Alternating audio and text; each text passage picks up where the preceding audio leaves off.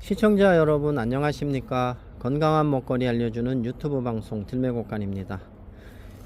요즘 여기저기에서 봄꽃 소식이 많이 올라오죠. 봄꽃 소식과 더불어서 남쪽을 중심으로 나물 소식도 올라옵니다. 들나물들은 조금 억세지고 꽃이 피고 해서 이제 조금 더 있으면 들나물이 시들해지면 이제 산나물로 이렇게 싹 옮겨갈 건데요.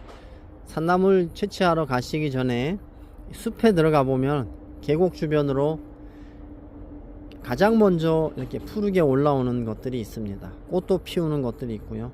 그 중에서는 먹지 말아야 될 독초가 상당히 많습니다. 이 독초들은 이 크기가 작기 때문에 주변에 큰 나무들이 잎을 다 펼치기 전에 빨리 잎을 펼쳐서 광합성을 해서 뿌리에다 영양 성분을 저장하기 위해서 일찍 꽃을 핍니다. 그렇기 때문에 빨리 폈다가 빨리 녹아내리는 것들이 많은데요. 대표적인 봄꽃들이죠. 그 중에서는 식용이 가능한 꽃들도 있는데 식용이 안 되는 유독식물들이 대부분입니다.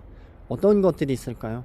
제가 놀이터에도 그러한 꽃들을 이게 심어 놨는데 이걸 나물하려고 심어 놓은 게 아니고 자연적으로 이 꽃밭이 돼가고 있습니다. 이런 것들 중에 유독식물이 상당히 많아서 알려드릴까 합니다. 그 대표적인 예가 여기 보이면 노란 꽃 보이죠? 복수초입니다. 복과 장수를 의미하는 아주 이쁜 꽃인데요. 이 꽃이 서양에서는 강심제, 심장을 튼튼하게 하는 강심제로 이용합니다. 물론 여기에서 정교하게 추출을 해서 추출물만 사용하겠죠. 하지만 알칼로이드 성분이 너무 독하고 강해서 함부로 사용하면 약이 되기보다는 오히려 독이 될 수 있습니다. 그래서 함부로 약으로도 쓰지 말아야 되는데요. 이게 위험한 이유는 꽃이 있을 때는 구분하기가 쉽습니다. 근데 꽃이 없이 잎만 있을 때는 전호하고 흡사하다는 겁니다. 산골짜기 깊은 데 가면 전호도 또 같이 있을 수가 있고요. 실제로 작년 여름에 횡성에 사시는 저하고 소통하시는 지인분께서 전호를 물어보셔가지고 제가 알려드렸는데 전호하고 이 복수초하고 섞여 있었습니다. 잎에 배열이나 털도 없죠. 뺀질뺀질해요. 그러니까 다 채취해서 드셨는데 맛도 쓰고 느낌이 이상하다 하면서 저한테 다시 재차 문의를 하셨는데 아까 보여준 건 분명히 전어였습니다 하고 말씀드렸는데 맛이 이상하다는 거예요. 그래서 그 안 드시고 남은 그 전어 중에서 이상한 게 있으면 사진을 찍어 달라고 제가 요청을 했거든요. 요거는 완전히 전어처럼 보이죠. 이거 꽃이 있으면 확실히 구분됩니다. 그래서 다시 찍어 달라고 요청을 했더니 희미한 게 요런 게 보이는 거예요. 이게 꽃이 지고 나면 요렇게 씨앗이 맺힙니다. 요거 다 씨앗이 맺힌 거거든요. 요거 지금 털어놔도 발화가 잘 됩니다. 요게 몇 개 섞여 있는 거예요. 그래서 제가 이거는 드시면 안 됩니다. 복수초인데 전호하고 같이 섞여 있었다고 말씀을 드리고 다 버리라고 했습니다. 전호하고 이게 어떤 건지 모르니까 구분 안 되니까 아쉽지만 다 버리라고 했던 그런 기억이 있는데요. 이런 독초들이 꼭 식용하는 식물 옆에 자생하기 때문에 주의를 하셔야 됩니다. 복수초하고 전호 꼭 기억하시면 좋겠습니다. 주변에 크게 성장한 것들은 이런 식으로 도깨비 방망이처럼 이렇게 알사탕 같은 것이 있으니까요. 유심히 구별하시면 좋겠습니다. 이렇게 생긴 것도 있어요. 잎이 막 여러 갈래로 갈라졌는데 이게 지금 갈라졌는데 자세히 안 보면 이게 동글동글하게 보여서 물 가장자리, 계곡 가장자리 물 흐르는 곳에 많기 때문에 많은 분들이 들매가 얘기했던 유튜브에서 봤던 산갓이 아닐까 싶어서 채취하는데 절대 아닙니다. 요거는 노도바람꽃 그리고 변산바람꽃 이런 잎들이 이렇게 갈라지면서 동그랗게 올라옵니다. 미나리 아제비과 식물이에요. 이런 거 꼭 주의하셔야 됩니다. 그리고 요게 보시면 씨앗이 삼지창처럼 세 가닥으로도 갈라지고 네 가닥으로도 갈라지고 이렇게 꽃이 핀 다음에 열매 꼬투리가 열려 있는 것도 확인할 수가 있습니다. 유심히 관찰하면 충분히 독초하고 산가신 능쟁이 냉이하고 구분할 수가 있습니다. 그리고 그 옆에 참나물처럼 생겼죠. 입장도 5장이고 어찌 보면 뺀질뺀질하고, 근데 다른 점이 있으면 여기 털이 보인다는 겁니다. 얘는 털이 좀 보이죠. 부드러운 털이 있는데 얘는 양귀비과의 독초입니다. 줄기를 딱 뜯어서 뒤집으면 줄기를 보면 빨갛게 즙이 나오는데 이 즙이 피와 같다고 해서 피나물이라고 부릅니다. 이건 절대로 드시면 안 되는 피나물인데 계곡 주변에 지금은 아주 새싹이지만 무더기로 올라오는데 참나물하고 거의 흡사하게 보입니다. 이거 꼭 기억하셔야 되는 독초 중에 하나입니다. 요거는 제가 설명을 잘 안 드리는데 나물로 먹을 수 있어요. 미나리 아제비과긴 하지만 꽃이 지고 난 다음에 이렇게 올라오는 거 입장 3장이죠. 요거는 미나리 아제비과의 노룩인데 한약명으로 장이새신입니다. 이 장자가 노루장자, 귀자, 노루의 귀를 닮은 새신이라는 거죠. 뿌리가 우리가 새신이라고 하는 족돌이풀 뿌리하고 흡사하게 생겼는데 요것도 데치면 나물로 먹을 수가 있다 하는데 꽃이 이렇게 이쁜데 굳이 나물 하실 필요가 있을까요? 그냥 꽃으로만 보시면 좋겠습니다. 노룩이 요것도 꼭 기억하셔야 되는 야생화이면서 사냐초 중에 하나입니다. 지금 이맘때 꽃사진 찍으러 다니시는 분들 조금 더 성장한 것도 볼 수가 있겠지만 이렇게 생긴 식물들 많이 보셨을 거예요. 계곡 골짜기 주변에 좀 습한 곳에는 푸른 빛이 돌면서 자줏빛의 꽃이 피어 있는 것을 많이 보셨을 겁니다. 이걸 단기에 지친 줄 알고 채취해서 먹고 중독되는 사례가 여러 건 발생했었습니다. 요거는 단기 지치가 아니고요, 가지과의 미치광이 풀입니다. 유독식물입니다. 먹고 죽거나 하진 않습니다. 하지만 이 독성이 엄청 강해요. 환각작용을 일으킬 수도 있고, 그러니까 뭐 귀에다가 꽃 꽂고 막 거리를 활보할 수도 있습니다. 독초긴 한데 이 독초는 왜 살려두냐, 다 없애야 되지 않냐, 이런 논리를 펴시는 분들도 있는데 독초이기는 하지만 아주 유용한 식물입니다. 우리 멀미할 때 뭐 하죠? 뭐 이렇게 먹는 약도 드시겠지만 대부분 귀 밑에다가 이렇게 패치 하나 붙이잖아요. 키밑에라고. 키밑의 원료가 바로 이 미치광이 풀입니다. 이 뿌리를 낭탄근이라고 하는데 히오시아민하고 스코폴라민이라는 알칼로이드 물질이 여기에 많이 들어 있어서 이것을 추출해서 키밑에 만드는 원료로 사용한답니다.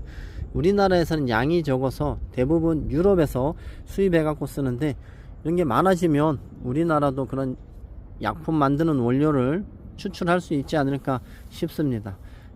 절대로 섭취하거나 하지 마시고요. 이거 뿌리를 뭐 찧어 가지고 또 지상부를 나물로 먹는다고 멀미가 해소되지는 않습니다. 오히려 머리에다 꽃을 꽂고 저기 시내 한가운데 돌아다닐 수도 있으니까 주의를 하셔야 됩니다. 미치광이 풀입니다. 제가 조금 더 성장하면 요건 또 따로 얘기해 드리겠지만 계곡가에 가면 참당귀 많이 있죠. 참당귀도 있고 요거 보시면 맨미나리도 있습니다. 맨미나리도 있고 바디나물도 있고 다양하게 있어요. 근데 요거하고 비슷하게 생긴 식물 중에 요거 제 영상에서도 많아요. 지리강알, 계단기라고 부르는 지리강알.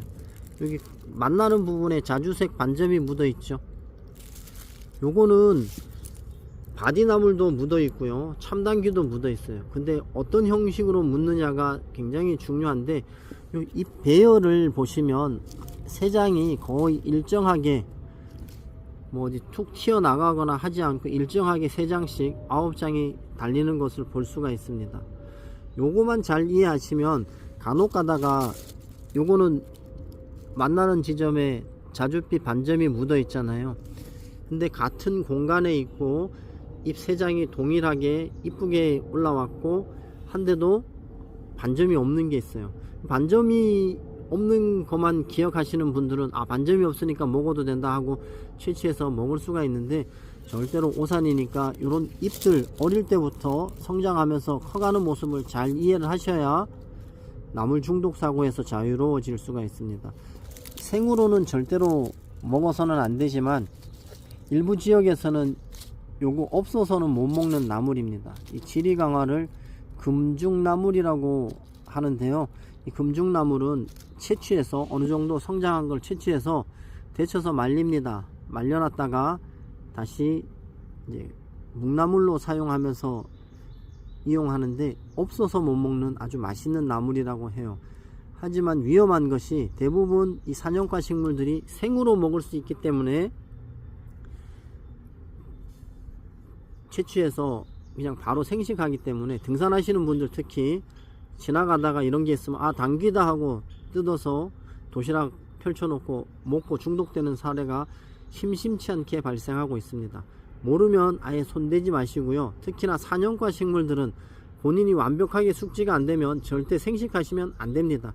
이런 독초들은 데치면 어느 정도 중독 증상을 80% 이상 떨어뜨릴 수가 있어요. 거의 뭐 중독 증상이 미미하게 나타나요, 데쳤을 경우에. 하지만 생식을 하기 때문에 문제가 되니까 반드시 이런 것 때문에 자꾸 알려드리는 것이지, 먹는다고 죽지는 않습니다. 단 데쳐서 먹어야 된다. 꼭 기억하시면 좋겠습니다. 여기 제가 요거는 이제 학습하려고 여기다가 기르는 건데요. 잎이 펼쳐졌습니다. 어릴 때는 곰치하고 흡사해요. 그죠? 근데 이게 성장해 갖고 꽃도 없고 잎이 커지면은 뭔지 모르거든요. 또 곰치 자생하는 그런 주변에 있기 때문에. 곰치는 잎이 뒤로 말려 있다가 올라오는데 얘는 앞으로 말려 있습니다. 이런 식으로 앞으로 말려서 올라오죠. 그죠? 여기가 분명히 앞이에요. 앞쪽으로 이렇게 말리는 거거든요. 그래서 동이나물은 앞으로 말려 있다가 펼쳐지고, 곰치는 뒤로 말려서 올라오다가 펼쳐진다. 요것만 기억하시면 중독될 일이 없고요. 제가 이런 거 자꾸 강조해 드리는 이유는 동이나물도 예전에는 삶아서 말려놨다가 묵나물로 다 이용하던 나물입니다. 그래서 나물이라는 이름이 들어갔어요. 이거 말고도 젓가락 나물이라고 있어요. 얘네들도 데쳐서 말리면 먹을 수가 있어요. 여기에 있는 독성들이 전부 수용성이기 때문에 데치기만 해도 어느 정도의 독성이 다 빠져나갑니다. 근데 문제가 되는 것은 이 나물들이 곰치를 닮았고 지리강화는 당귀를 닮았기 때문에 등산하다가 그냥 바로 현장에서 쌈 싸 먹으니까 중독이 되는 것이에요. 이거 많이 드시면은 사망에 이를 수도 있는 아주 강력한 독입니다. 하지만 데치면 없어진다. 이런 거 꼭 기억하시고 섭취하는 방법, 또 구별하는 방법 잘 이해하시면 나물 중독 사고로부터 자유로워질 수가 있습니다. 동이나물입니다. 여기도 보시면 잎이 조금 넓게 올라왔죠. 넓게 올라왔는데 앞에서 설명해 드렸던 바람꽃 종류보다는 조금 크고 덜 갈라졌죠. 요거는 뭐 거의 뭐 갈라지지 않은 것처럼 원형으로 보이기도 하는데요. 요거는 투구꽃입니다.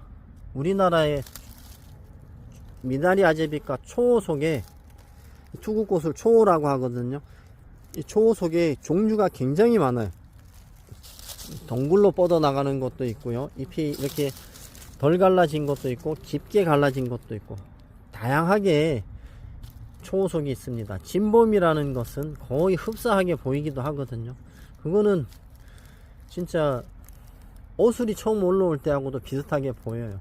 이런 것들을 잘 이해하시고, 산갓, 면쟁이 냉이는 잎이 이렇게 심하게 갈라지지 않습니다. 요 가장자리에 결각이 살짝씩 있긴 하지만 아주 깊게 갈라지지 않는다. 요거 기억하시면 구분하기 쉽습니다. 또 참나물도 여기 참나물이 있는데 어찌 보면 참나물하고도 비슷하게 닮았거든요. 이 모든 식물들이 이렇게 참나물하고 또 산갓하고 우리가 섭취하는 그 나물들하고 비슷비슷하기 때문에 그냥 섭취를 하게 되는데, 이런 것 잘 구분하시면 좋겠습니다. 요거는 미나리 아제비과 초속의 투구꽃입니다. 다양한 잎들이 있는데요. 여기 보시면 요거는 뭐 국화과 식물이니까 이해를 하시겠지만 참나물 비슷하게 생긴 나물들이 많아요. 대부분 이런 식물들은 크기도 지상부가 다 올라와야 10cm 내외로 아주 짧습니다. 근데 생긴 게 참나물을 비슷하게 생겨서 조심해야 되는데요. 요거는 태백바람꽃이라는 꽃인데 아직 안 폈습니다. 요거는 조금 더 연하죠. 호레비 바람꽃입니다. 여기 있는 것들이 호레비 바람꽃이에요. 요것도 꽃이 아직 안 폈는데 꽁예 바람꽃이 이렇게 생겼습니다. 참나물 같이 있으면 뜯게 되거든요. 요 잎들 꽃이 없으면 참나물인 줄 알고 초보자들 뜯게 돼 있습니다. 초보자들은 참나물은 저거거든요. 이렇게 꽃이 핀 거는 양귀비과 현호색 속의 현호색입니다. 현호색도 종류가 굉장히 많아요. 현호색 종류 중에 또 전호를 닮은 것도 있고 해서 상당히 주의를 하셔야 됩니다. 그리고 지금쯤 경기 북부, 강원 북부 쪽에 계곡에 가시면, 저기 남쪽에도 마찬가지일 거예요. 계곡 쪽에 좀 습한 곳에 가시면 이렇게 생긴 것 굉장히 많은데, 바닥에 펼쳐져 있는 것 요거만 참나물이에요. 얘만 참나물이고, 얘들은 비슷하게 생겼는데 구분이 안 되죠. 전부 미나리 아제비과 독초입니다. 실제로 참나물 많은 곳에 가면 가끔가다 까딱 실수하면 저도 실수를 하거든요.